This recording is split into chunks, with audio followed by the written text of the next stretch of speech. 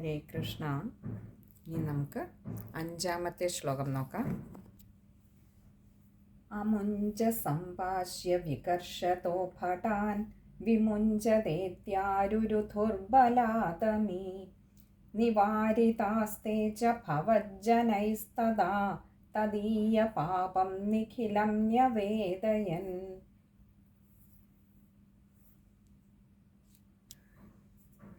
അമുഞ്ച, ഇവിടെ ചില ഗ്രന്ഥങ്ങളിൽ അമും ച എന്നായിരിക്കും കൊടുത്തിരിക്കുന്നത്, ചില ഗ്രന്ഥങ്ങളിൽ അമുഞ്ച ഇഞ്ച ആയിരിക്കും കൊടുത്തിരിക്കുന്നത്. അപ്പോൾ അമുഞ്ച എന്നാണെങ്കിൽ അമും ച ഇങ്ങനെ രണ്ട് വാക്കുകൾ ചേരുന്നുണ്ട് അതിൽ. അമും എന്ന് പറഞ്ഞാൽ ഈ ഇവിടെ അജാമിളനെ, അപ്പോൾ അജാമിളൻ്റെ മുമ്പിൽ ഭഗവത് പാർഷദന്മാർ വന്ന് നിൽപ്പുണ്ടെന്ന് നമ്മൾ പറഞ്ഞു അല്ലേ. അവിടെ തൊട്ടപ്പുറത്ത് നിന്ന യമദേവൻ്റെ പാർഷദന്മാർ ഈ സമയത്ത് ഭഗവാന്റെ പാർഷദന്മാർ വന്ന സമയത്ത് എന്താണ് ചെയ്തത് എന്നാണ് പറയുന്നത്. ഇവിടെ നോക്കൂ, ഒരു നന്മയും തിന്മയും തമ്മിലുള്ള ഒരു സംഘട്ടനം, ഒരു സംഘർഷമാണ് നമ്മളിനിയും കാണാൻ പോകുന്നത്.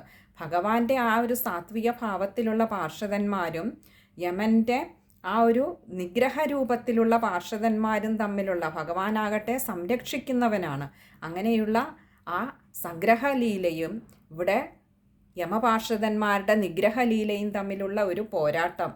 എങ്ങനെ ആരൊക്കെ പോരാടിയാലും ഒടുവിൽ ഭഗവാനല്ലാതെ, ധർമ്മമല്ലാതെ, സത്യമല്ലാതെ ജയിക്കുകയില്ലല്ലോ. നമുക്ക് കാണാം, ആ ലീലയാണ് ഇനി എന്താ പറയാൻ പോകുന്നത്.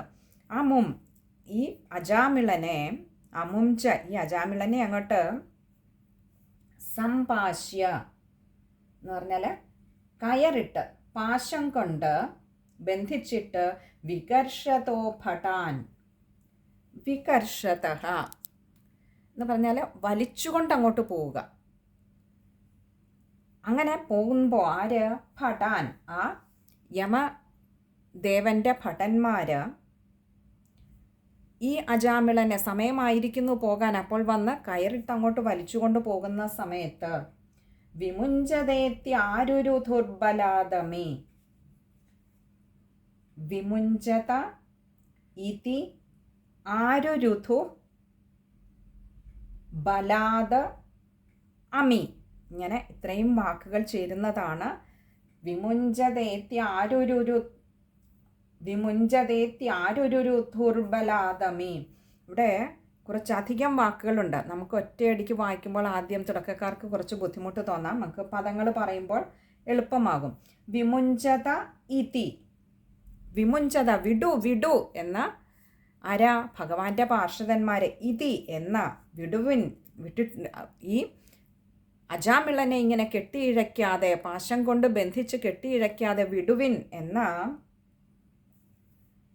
ആരുരുധു എന്ന് പറഞ്ഞാൽ അങ്ങോട്ട് തടയുക. അതിനെ ഭഗവാന്റെ പാർഷദന്മാർ വന്ന് ഈ യമപാർഷദന്മാരെ അങ്ങോട്ട് തടഞ്ഞു. എന്ത് പറഞ്ഞിട്ട്? വിടു വിടു എന്ന് അങ്ങോട്ട് പറഞ്ഞിട്ട് തടഞ്ഞു. എങ്ങനെ? ബലാദമി, ബലാത്ത് എന്ന് പറഞ്ഞാൽ ബലമായി തന്നെ അങ്ങോട്ട് തടഞ്ഞു.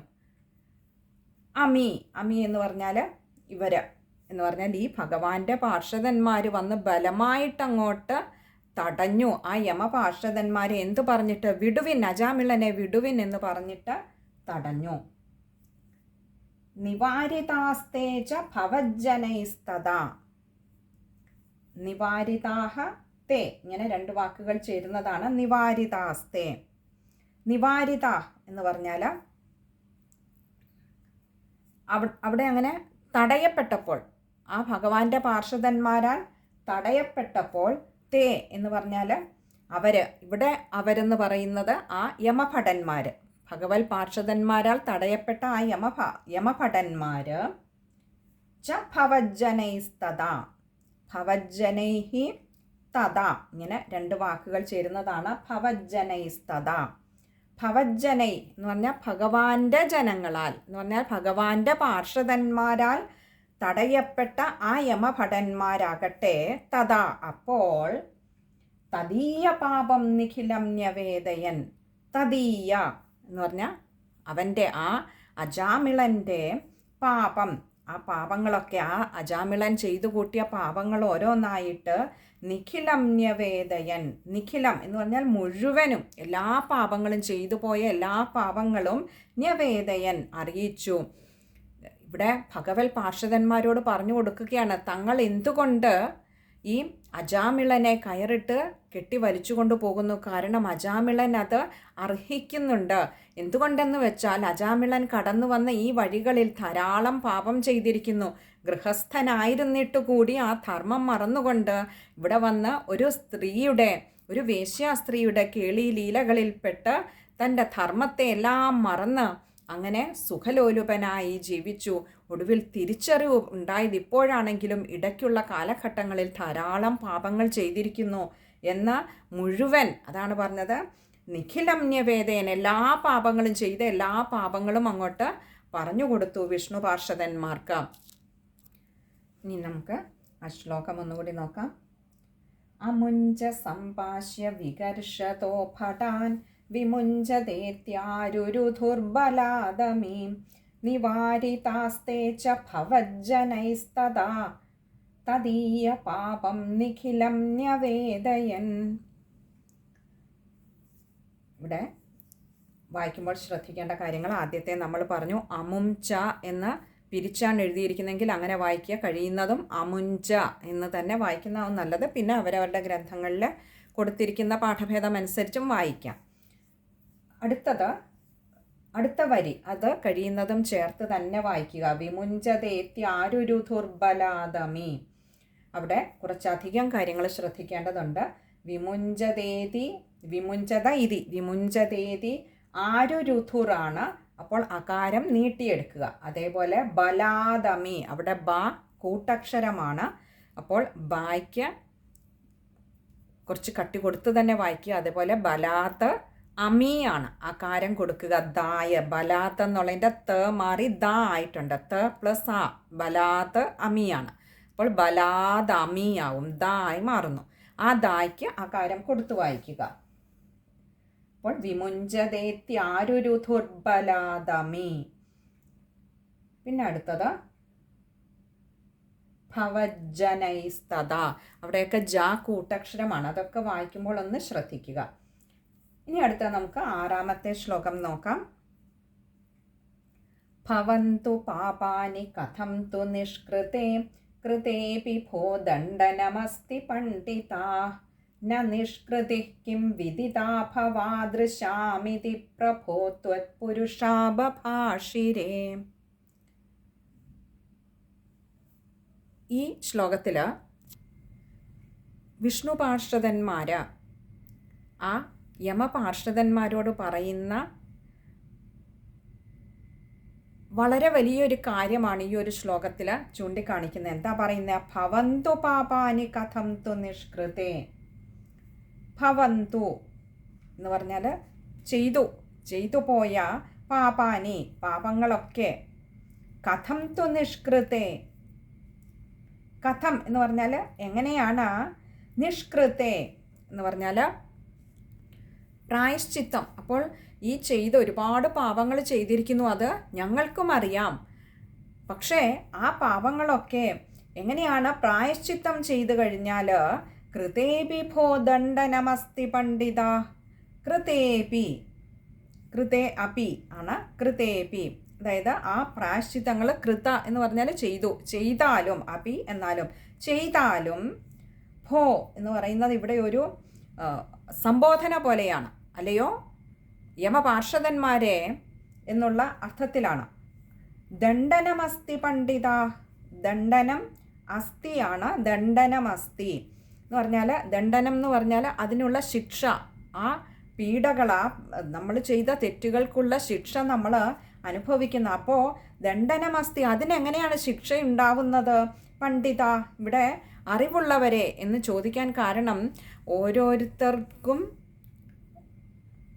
നമ്മളൊക്കെ ജീവിതത്തിൽ ഈ ജീവിതയാത്രയ്ക്കിടയിൽ പലതരത്തിലുള്ള തെറ്റുകളൊക്കെ ചെയ്യുന്നവരാണ്.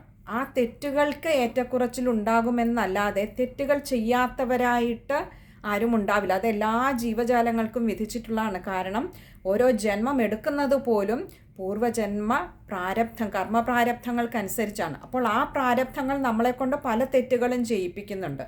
ചിലപ്പോൾ നമുക്ക് ഓർമ്മയുണ്ടാവാൻ, ചിലത് നമുക്ക് ഓർമ്മയുണ്ടാവുകയില്ല, അല്ലേ? ചെറിയ കുട്ടിയായിരിക്കുമ്പോൾ ഒരുപക്ഷെ എത്രയോ കള്ളങ്ങളൊക്കെ പറഞ്ഞിട്ടുണ്ടാവാം, നമുക്കറിയില്ല, ഓർമ്മയില്ല. അപ്പോൾ അങ്ങനെ നമ്മൾ കടന്നു വന്ന വഴിയിൽ പലതരത്തിലുള്ള തെറ്റുകൾ നമ്മൾ ചെയ്തിട്ടുണ്ടാവാം. പക്ഷേ ഇതിൻ്റെയൊക്കെ കണക്കുകൾ കർമ്മത്തിൻ്റെ കണക്ക് പുസ്തകത്തിൽ കൃത്യമായി രേഖപ്പെടുത്തിയിട്ടുണ്ട്. അതാകട്ടെ ഈ യമദേവൻ്റെ സന്നിധിയിൽ അത് നിക്ഷേപിക്കപ്പെട്ടിരിക്കുകയും ചെയ്യുന്നു.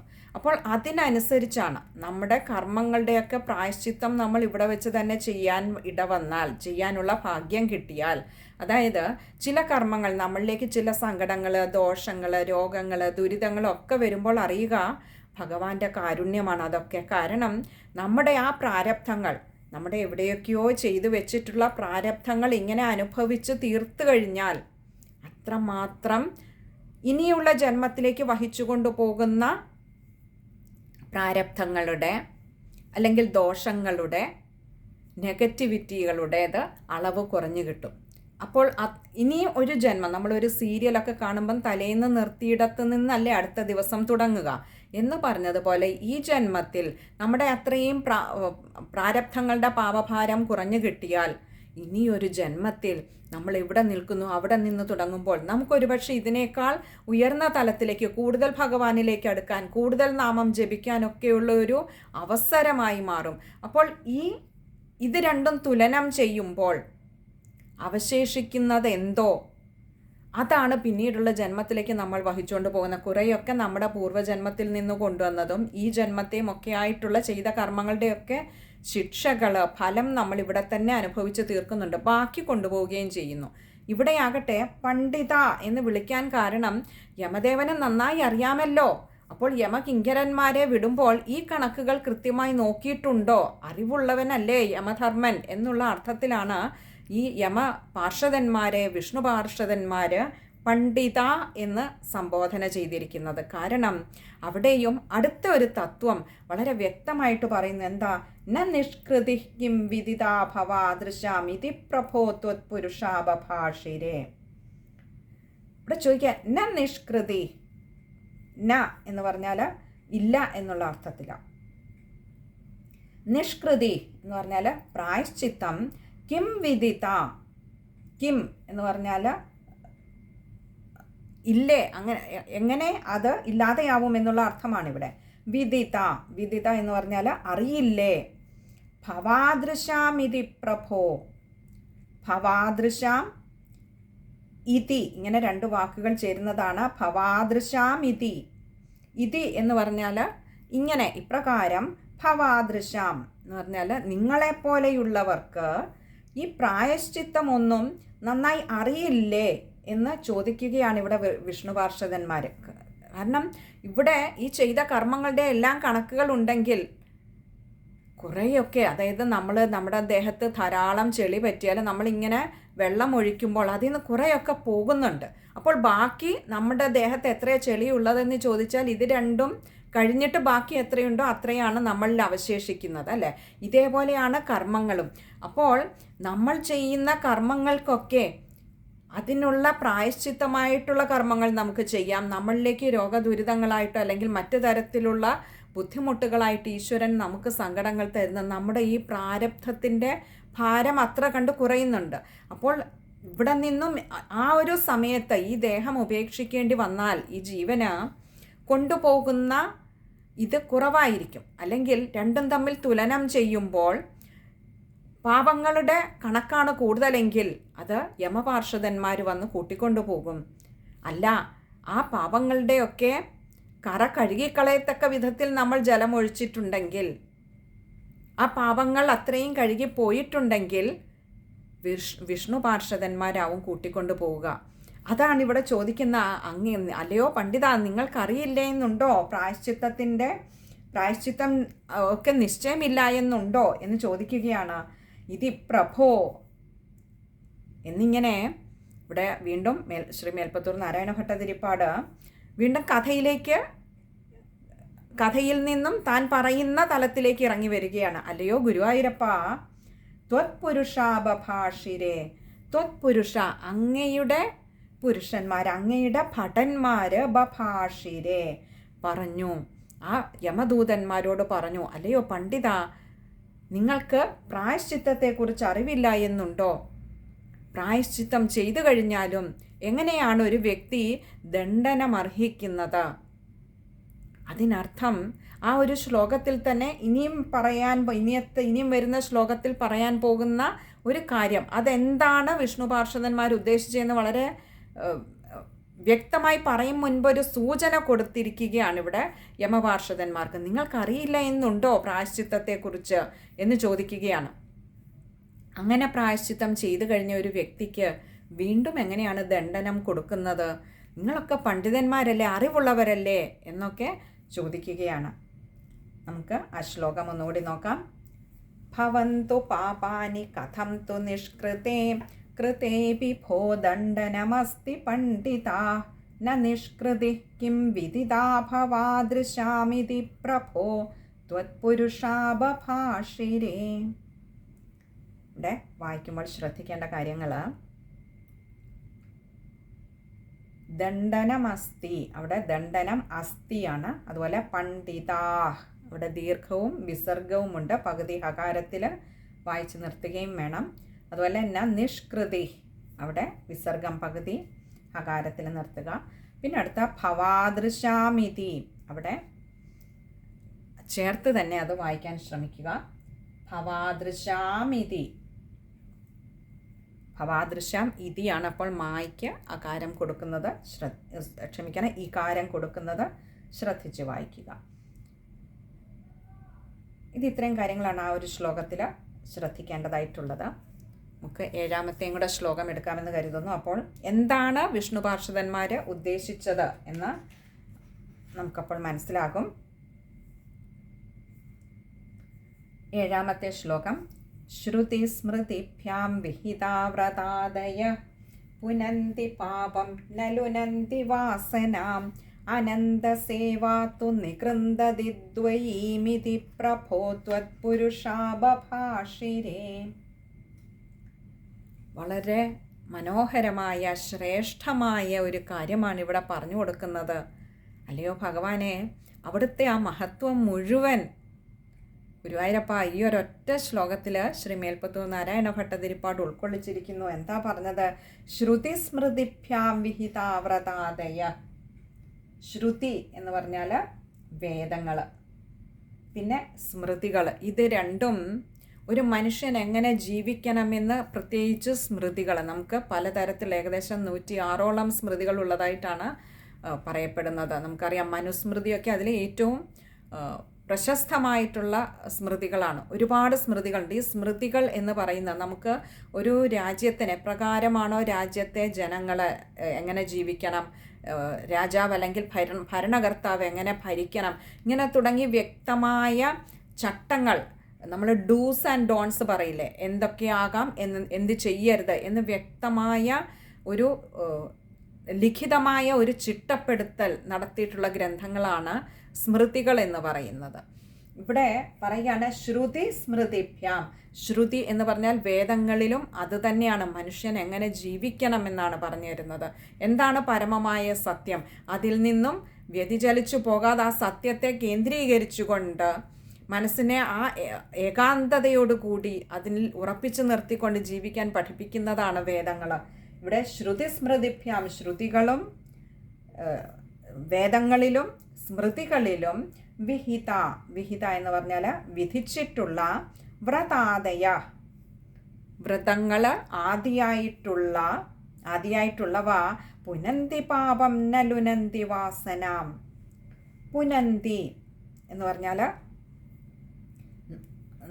നശിപ്പിക്കുന്നു. അപ്പോൾ ഈ ശ്രുതികളിലും സ്മൃതികളിലുമൊക്കെ വ്രതങ്ങൾ ആദിയായിട്ടുള്ളവ നമുക്ക് വിധിച്ചിരിക്കുന്നത് എന്തിനാണെന്ന് ചോദിച്ചാൽ നമ്മൾ ചെയ്ത കുറേയേറെ പാപങ്ങൾ അങ്ങനെ നശിച്ചു പോകാൻ വേണ്ടിയിട്ടാണ്. പക്ഷേ എന്നിട്ട് ഒന്നുകൂടി പറഞ്ഞു, ന ലുനന്തി വാസനാം. ന എന്ന് പറഞ്ഞാൽ ഇല്ല, ലുനന്തി എന്ന് പറഞ്ഞാൽ നശിക്കുക. എന്താ? എന്ത് നശിക്കുന്നില്ല? വാസന. അവയൊക്കെ ചെയ്യാനുള്ള, അതായത് നമുക്കെപ്പോഴും അരുതായ്മകളിലേക്ക് പോകാനുള്ള ഒരു വ്യഗ്രത മനസ്സിന് കൂടുതലായിരിക്കും അല്ലേ? അപ്പോൾ ആ വാസനകൾ നശിക്കില്ല. പാപങ്ങൾ നശിച്ചാലും വാസനകൾ നശിക്കില്ല. ഇവിടെ അജാമിളന് സംഭവിച്ചതും അത് തന്നെയാണ്. സത്യത്തിൽ ധർമ്മിഷ്ഠനായ ഗൃഹസ്ഥനായി ജീവിച്ചിരുന്ന അജാമിളൻ്റെ ഉള്ളിൽ ഏതോ പൂർവ്വജന്മത്തിൽ നിന്നും വഹിച്ചുകൊണ്ടുവന്ന കർമ്മ പ്രാരബ്ധത്തിൻ്റെ ഫലമായി ഉണ്ടായിരുന്ന ആ ഒരു വാസന ഇപ്പോൾ ആ വാസനയ്ക്കും ഇവിടെ ക്ഷയം സംഭവിച്ചിരിക്കുന്നത്. എങ്ങനെ? ആ വാസനയാണ് ഇങ്ങനെയൊരു അരുതായ്മയിലേക്ക് അജാമിളനെ കൊണ്ടെത്തിച്ചത്. അങ്ങനെ ആ ജീവിതം ആ വാസനകൾക്കനുസരിച്ച് ആ വാസന ഒടുങ്ങുന്നത് വരെ അങ്ങനെ ജീവിച്ചു തീർത്തുവെങ്കിലും ഒടുവിൽ വീണ്ടും തൻ്റെ ഉള്ളിലുണ്ടായിരുന്ന ആ ധർമ്മബോധം അവസാന നിമിഷം ഭഗവാനെ സ്മരിക്കുന്നതിന്, ഭഗവാന്റെ നാമം ഉച്ചരിക്കുന്നതിന് ആ അജാമിളനെ പ്രാപ്തനാക്കി തീർത്തു. അപ്പോൾ ആ വാസനാക്ഷയം പക്ഷേ ഈ വ്രതാദികളിലൂടെ ഉണ്ടാവുകയില്ല. ഈ ശ്രുതികളിലും വേദങ്ങളിലും സ്മൃതികളിലുമൊക്കെ പറഞ്ഞിരിക്കുന്ന വ്രതങ്ങൾ തുടങ്ങിയ ധാരാളം അനുഷ്ഠാനങ്ങൾ നമുക്ക് പറഞ്ഞിട്ടുണ്ട്. ഇതൊക്കെ എന്തിനെ ഉപകരിക്കും? നമ്മുടെ പാപങ്ങൾ നശിക്കാനായിട്ട് ഉപകരിക്കും. പക്ഷെ നമ്മുടെ ഉള്ളിലെ വാസന അപ്പോഴും അത് അങ്ങനെ തന്നെ ഉറങ്ങിക്കിടക്കും. അതിന് അനുകൂലമായ ഒരു സാഹചര്യം വരുമ്പോൾ പലപ്പോഴും ഈ വാസനകൾ പുറത്തു വരാറുണ്ട്. ഇത് നമുക്കൊക്കെ പറഞ്ഞിട്ടുള്ളതാണ്. അതിന് ഏറ്റവും നല്ല ഉദാഹരണമാണ്, നമുക്കറിയാം, ഡയബറ്റിക് ആയിട്ടുള്ളവരോട് മധുരമുള്ള ഭക്ഷണങ്ങൾ കഴിക്കരുത് എന്ന് പറഞ്ഞാൽ അവരൊരു പക്ഷെ കുറച്ച് ഒക്കെ ഇങ്ങനെ കൺട്രോൾ ചെയ്ത് കഴിക്കാതെ ഇരിക്കുമായിരിക്കും. പക്ഷേ ആരും കാണുന്നില്ല, അല്ലെങ്കിൽ തന്നെ ആരും ശ്രദ്ധിക്കുന്നില്ല, തന്നെ ആരും നിയന്ത്രിക്കാൻ ഇല്ലാത്ത ഒരു സാഹചര്യത്തിൽ അങ്ങനെയൊന്ന് മുൻപിൽ വരുമ്പോൾ അത് തിന്നാനുള്ള ആ ഒരു മധുര പദാർത്ഥം ഭക്ഷിക്കുന്നതിനുള്ള വ്യഗ്രത ഉള്ളിൽ കൂടുതലായിരിക്കും. അതുകൊണ്ട് തന്നെ അവരത് ഭക്ഷിക്കുകയും ചെയ്യും. അതായത് ഉള്ളിലുള്ള ആ വാസന അത്ര പെട്ടെന്ന് ഇല്ലാതെയായി പോവില്ല. ഇത് നമ്മുടെ എല്ലാവരുടെയും ജീവിതത്തിലുള്ളതാണ്. ഏത് കാര്യത്തിലെടുത്ത് നോക്കിയാലും നമ്മളൊക്കെ ഈ വ്രതങ്ങളും തുടങ്ങിയ ധാരാളം സത്കർമ്മങ്ങൾ ചെയ്യുന്നുണ്ടെങ്കിൽ പോലും ഇവയൊക്കെ നമ്മുടെ പാപങ്ങളെ അന്നേ ദിവസം, ഒരു പക്ഷേ വ്രതം എടുക്കുന്ന ദിവസം നമുക്ക് പലതും നമ്മൾ ഉപേക്ഷിക്കുന്നുണ്ട്, പല കർമ്മങ്ങളും ചെയ്യുന്നില്ല, പലതും ചെയ്യുന്നുണ്ട് ജീവിതത്തിൽ. നമ്മൾ നിത്യേന അനുഷ്ഠിക്കേണ്ടവയാണെങ്കിലും വ്രതമെടുക്കുന്ന അന്നേ ദിവസമെങ്കിലും അല്ലേ, ബ്രഹ്മമുഹൂർത്തത്തിന് മുൻപ് കുളിക്കുക, വിളക്ക് വെക്കുക, നാമം ജപിക്കുക, ഇങ്ങനെയുള്ള എല്ലാ കർമ്മങ്ങളും, സൽഗ്രന്ഥങ്ങൾ വായിക്കുകയൊക്കെ ചെയ്യുന്നുണ്ട്. ഇതൊക്കെ നിത്യേനയുള്ള ജീവിതത്തിൽ പറഞ്ഞിട്ടുള്ളതാണ്. പക്ഷെ നമ്മൾ ആ വ്രതം എടുക്കുന്ന ദിവസം ഈ വക കാര്യങ്ങൾ അനുഷ്ഠിക്കുന്നുണ്ട്. പലതും നമ്മുടെ ജീവിതത്തിൽ അന്നേ ദിവസം വേണ്ടാന്ന് വെക്കുന്നുമുണ്ട് വ്രതം എടുക്കുമ്പോൾ. പക്ഷെ ഇതൊക്കെ ആ വ്രതം അങ്ങോട്ട് കഴിയുമ്പോൾ വീണ്ടും നമ്മുടെ ഉള്ളിലെ വാസനകൾ പൂവിട്ടുകൊണ്ട് നമുക്കതൊക്കെ അന്നേ ദിവസം ചെയ്യാതിരുന്നതൊക്കെ ചെയ്യാനുള്ള ഒരു പ്രവണത, ഒരു ആർത്തി നമ്മുടെ ഉള്ളിൽ, ഒരു വർദ്ധിച്ച ഒരു ത്വര അതിനോട് നമുക്ക് കാണാൻ കഴിയും. അടുത്ത ദിവസങ്ങളിലൊക്കെ ഒരു പക്ഷെ നമ്മളത് ചെയ്തുവെന്ന് വിരിക്കും. അത് തന്നെയാണ് ഇവിടെ പറഞ്ഞത്. നമ്മൾ ഈ വ്രതാനുഷ്ഠാനങ്ങളിലൂടെയൊക്കെ, വ്രതങ്ങൾ തുടങ്ങിയവയൊക്കെ നമ്മുടെ പാപങ്ങളെ ഇല്ലാതെയാക്കും. പക്ഷേ നമ്മുടെ വാസനയെ ക്ഷയിപ്പിക്കാൻ അത് മതിയാവുന്നതല്ല. വാസനകൾ ക്ഷയിക്കുന്നില്ല. മറിച്ച് അനന്തസേവാതു നികൃന്തതി ദ്വൈമിതി പ്രഭോ ത്വത്പുരുഷാപഭാഷിരേ. പിന്നെ എങ്ങനെയാണ് വാസനകൾ ക്ഷയിക്കുക? അതാണ് പറയുന്നത്. അനന്തസേവാതു നികൃന്തതി ദ്വൈമിതി പ്രഭോ. അനന്തസേവ എന്ന് പറഞ്ഞാൽ, അല്ലയോ ഭഗവാനെ, അങ്ങയെ സേവിക്കുക എന്നുള്ളത്, അങ്ങയെ പ്രത്യേകിച്ച് യാതൊരു ആഗ്രഹവും കൂടാതെ, പ്രത്യേകിച്ച് യാതൊരു ലാഭേച്ഛയും കൂടാതെ അനന്തമായിട്ട് അങ്ങയെ സേവ ചെയ്യുക, യാതൊരു പരിമിതിയില്ല. നമുക്ക് എന്തെങ്കിലും നമ്മുടെ ലാഭേച്ഛയ്ക്ക് വേണ്ടി ഭഗവാനെ സേവ ചെയ്താൽ അത് ലഭിച്ചു കഴിയുമ്പോൾ പിന്നെ നമ്മൾ പതുക്കെ ഒന്ന് പുറകോട്ടേക്ക് വരും, നമ്മൾ പോലും അറിയാതെ. വീണ്ടും അടുത്ത ആഗ്രഹം, അതിൻ്റെ മുകളിലൊരാഗ്രഹം വരുമ്പോൾ വീണ്ടും ഭഗവാനെ ആശ്രയിക്കും. അപ്പോൾ ഇതൊന്നുമില്ലാതെ, ഇതൊരു പരിമിതിയാണ്, നമ്മളെ അങ്ങോട്ട് പരിമിതപ്പെടുത്തുകയാണ്. നമ്മുടെ ആഗ്രഹങ്ങൾ ചെയ്യുന്ന, ഭഗവാനെ സേവ ചെയ്യുന്നതിൽ പരിമിതപ്പെടുത്തുകയാണ് നമ്മുടെ ഓരോ കാമങ്ങളും, നമ്മുടെ ഓരോ ആഗ്രഹങ്ങളും. കാരണം ഓരോ ആഗ്രഹ സഫലീകരണം കഴിയുമ്പോൾ നമ്മൾ അതിൻ്റെ ആ ഒരു ആഗ്രഹം സാധിച്ചതിൻ്റെ ലഹരിയിൽ ഒരല്പം ഭഗവത് വിചാരം നമ്മളൊന്ന് ക്ഷീണിക്കുന്നത് നമുക്ക് കാണാം. അത് നമുക്കൊക്കെ ഉള്ളതാണ്. പക്ഷെ അത് കഴിഞ്ഞ് അടുത്ത ആഗ്രഹം അതിന് മുകളിൽ വരുമ്പോൾ വീണ്ടും ഭഗവാനെ ആശ്രയിക്കും, ഭഗവാനെ സാധിച്ചു തരണേ എന്നും പറഞ്ഞ്. അപ്പോൾ ഈ പരിമിതികളെല്ലാം മാറ്റിവെച്ചിട്ട് ഒന്നിനും വേണ്ടിയല്ലാതെ ഈശ്വരനെ സേവ ചെയ്യാൻ കഴിഞ്ഞാൽ, അനന്ത സേവ, അതിനൊരു ഒരു ബാരിയറില്ല, ഒരു പരിമിതിയില്ല, ഒരു അതിർവരമ്പില്ലാതെ ഭഗവാനെ അവിടുത്തെ സേവ ചെയ്യാൻ കഴിഞ്ഞാൽ ആകട്ടെ, അങ്ങനെ അവിടുത്തെ സേവ ചെയ്യാൻ കഴിഞ്ഞാൽ ആകട്ടെ, എന്താ പറഞ്ഞത്, നികൃന്തതി ദ്വൈമിതി പ്രഭോ. നികൃന്തതി എന്ന് പറഞ്ഞാൽ അവിടെ ഇതിന് നാശമുണ്ടാകുന്നു. എന്തിന്? ദ്വയീമിതി പ്രഭോ. ദ്വയീം ഇതി, ഇങ്ങനെ രണ്ട് വാക്കുകൾ ചേരുന്നതാണ് ദ്വയീമിതി. ദ്വയീം എന്ന് പറഞ്ഞാൽ രണ്ടിനും. എന്തിന്? പാപങ്ങൾക്കും വാസനകൾക്കും ഒരുപോലെ നാശമുണ്ടാകുന്നു ഭഗവാനെ അവിടുത്തെ സേവ ചെയ്താൽ.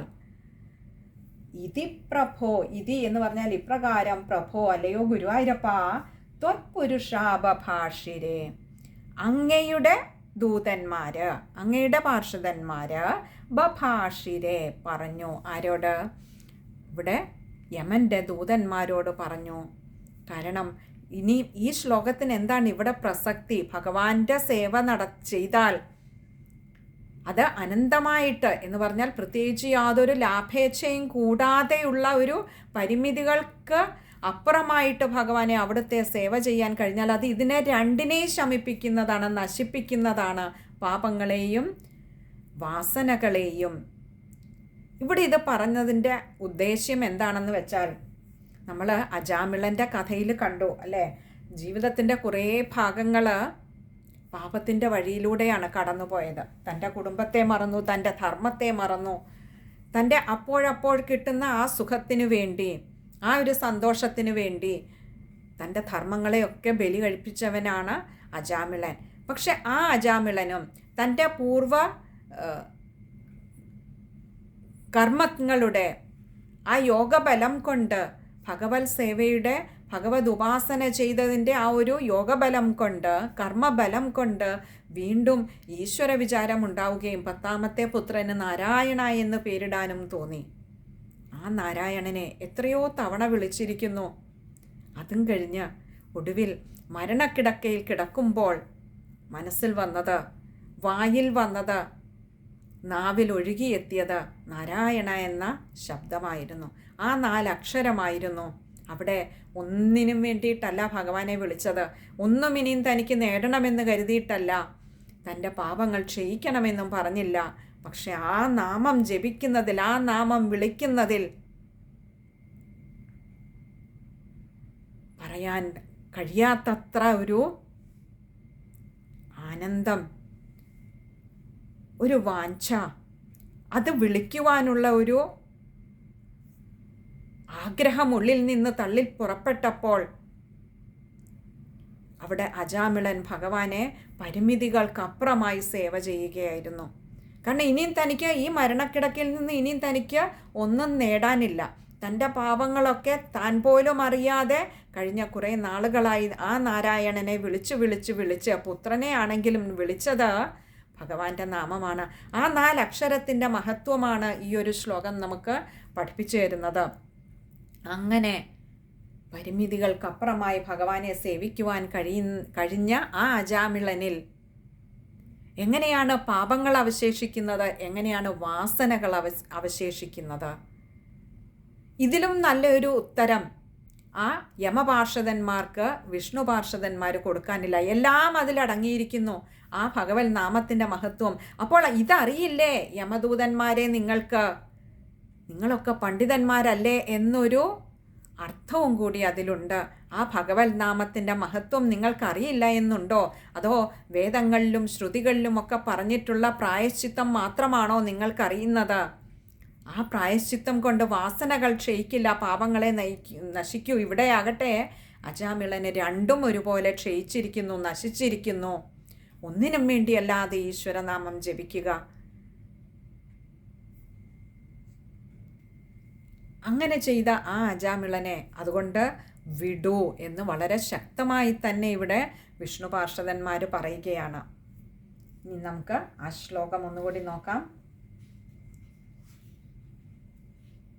ശ്രുതി സ്മൃതിഭ്യാം വിഹിതാവ്രതാദയ പുനന്തി പാപം നലുനന്തി വാസനാം അനന്തസേവാതു നികൃന്ദതി ദ്വയീമിതി പ്രഭോ ത്വത്പുരുഷാബഭാഷിരേ. ശ്ലോകം വായിക്കുമ്പോൾ ശ്രദ്ധിക്കേണ്ട കാര്യങ്ങൾ, ആദ്യത്തെ വരിയിൽ ശ്രുതി സ്മൃതിഭ്യാം, ആദ്യത്തേത് ഷായും രണ്ടാമത്തേത് സായുമാണ്. വായിക്കുമ്പോൾ ശ്രദ്ധിച്ച് വായിക്കുക. അതുപോലെ വ്രതാദയ, അവിടെ വിസർഗമുണ്ട്. പിന്നെ അനന്തസേവാതു നികൃന്ദതി ദ്വയീമിതി, അവിടെ ദ്വയീമിതി, അവിടെ കഴിയുന്നതും അത് ചേർത്ത് വായിക്കുക. ഇനി തുടക്കക്കാർക്ക് വായിക്കാൻ ബുദ്ധിമുട്ടുണ്ടെങ്കിൽ ദ്വയീം എന്നെടുത്തുകൊണ്ട് താഴെ ഇതി എന്ന് വായിക്കാവുന്നതാണ്. ഇത് ഇത്രയും കാര്യങ്ങളാണ് ആ ഒരു ശ്ലോകം വായിക്കുമ്പോൾ ശ്രദ്ധിക്കേണ്ടതായിട്ടുള്ളത്. ഇനി 8ാമത്തെ ശ്ലോകം അടുത്ത സത്സംഗത്തിൽ കാണാമെന്ന് കരുതുന്നു. ഹരേ കൃഷ്ണ.